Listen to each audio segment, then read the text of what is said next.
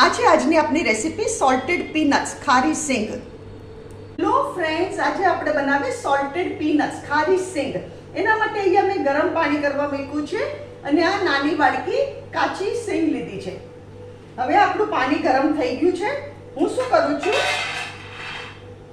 અહીંયા ગેસ બંધ કરું છું અને આ કાચી સિંગ એમાં નાખી દઉં છું. હવે ફ્રેન્ડ્સ શું કરવાનું, અને 10 મિનિટ્સ માટે આપણે ગરમ પાણીમાં સોક કરવાની, પછી આગળની પ્રોસિજર આપણે કરશું. અને હું કવર કરી દઉં છું અને 10 મિનિટ્સ માટે આપણે એને સોક કરીએ. આપણે 10 મિનિટ થઈ ગઈ. હવે આપણે શું કરવાનું, આને આમાં ફિલ્ટર કરી કાઢું છું.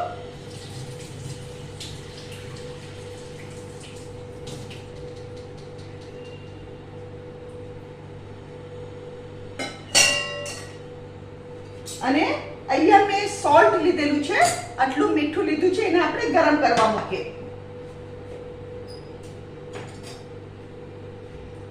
મીઠું એકદમ ધગધગતું ગરમ થાય ને, એકદમ સ્ટીમિંગ હોટ, પછી આપણે આગળની પ્રોસિજર કરવાની. મીઠાને ગરમ થવા દેવાનું.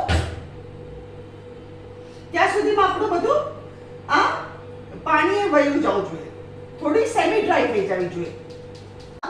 મીઠું એકદમ ગરમ થઈ ગયું અને અહીંયા છે ને, આ જો આવી થોડી કોરી સિંગ થઈ ગઈ. આમ થોડું ભેજ તો હોવો જ જોઈએ.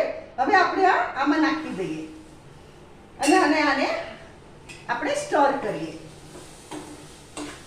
હવે ફ્રેન્ડ્સ છે ને, મેં કેવી રીતે માપ લીધું છે, મારી 1 વાડકો આ સિંગ હતી ને, તો મેં હાફ વાડકી મીઠું લીધું છે.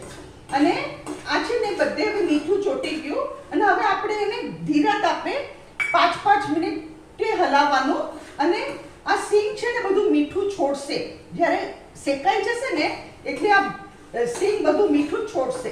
It will become separate from the salt. એટલે ત્યારે આપણી સિંગ તૈયાર. ત્યાં સુધી આપણે એને શેકવાની.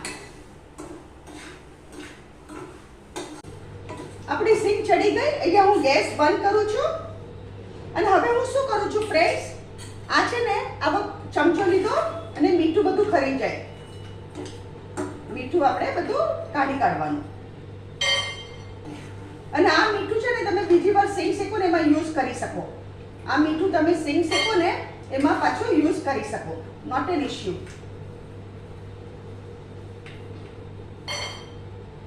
આપણી સિંગનો કલર મસ્ત થઈ ગયો. બહાર મળે ને રેડીમેડ, એવો જ કલર થઈ ગયો.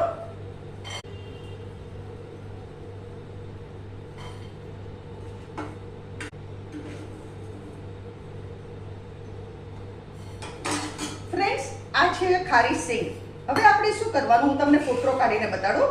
આમાં જો જરાય મીઠું નથી, મીઠું બધું આપણે સેપરેટ થઈ ગયું.